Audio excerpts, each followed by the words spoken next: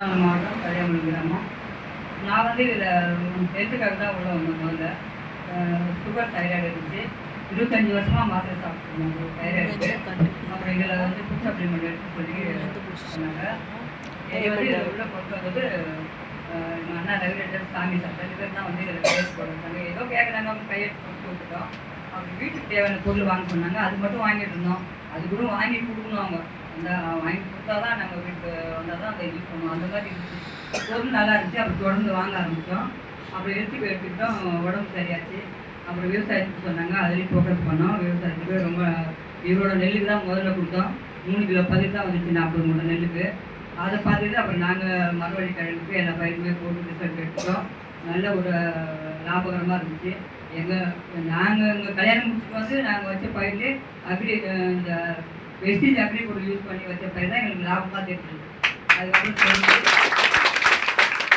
அதே எல்லாத்துக்கும் பக்கத்தில் எல்லாம் அப்புறம் அந்தோணி பேசினார். அவரு இது அப்படியே ஒருத்தராக பார்த்துட்டு இதில் இப்போ எல்லாமே விவசாயத்துக்கு ஃபோக்கஸ் பண்ண ஆரம்பித்தாங்க. அது மாதிரி எதுக்கும் எடுத்துக்கிட்டாங்க.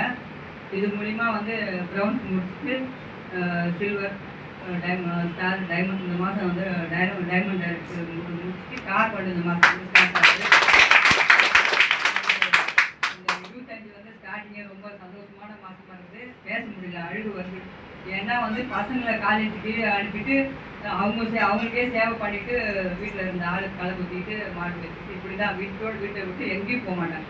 அப்படி இருந்தாலும் இப்போ தாய்லாந்து ஒரு டைம் தாய்லாந்துக்கு போயிட்டு வந்தாச்சு. இப்போ பிப்ரவரி 4 ஸ்டார் குரூஸில் போகிறோம்.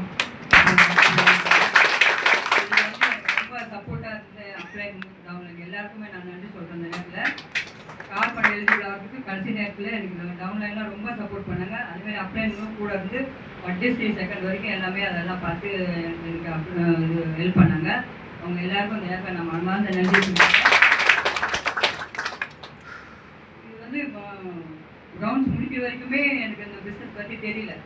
எல்லாருக்கும் பார்க்குற அத்தனை பேருக்குமே இது முதல் பார்க்கும்போது ஒன்றும் தெரியாது.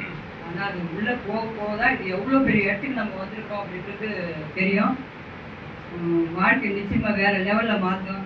பசங்கள்லாம் சொன்னாங்க எதாக இருந்தாலும் வருமானம் வந்து லாபமோ நஷ்டமோ அப்பா நைட்டா கையில் தான் வருது, கொண்டாட என்னவா வருதுன்னு அப்படின்னு சொன்னாங்க. அந்த வார்த்தை வந்து மாற்றிச்சு. வெளி உலகத்துக்கு வெளியே கிளம்பி வந்து பிஸ்னஸ் பண்ண ஆரம்பித்தோம். எல்லாம் அப்ளைன் சப்போர்ட்டோட இந்த மாதம் கார் பண்ணி எங்கள் பையனுக்கு நான் கிஃப்ட் தரேன்.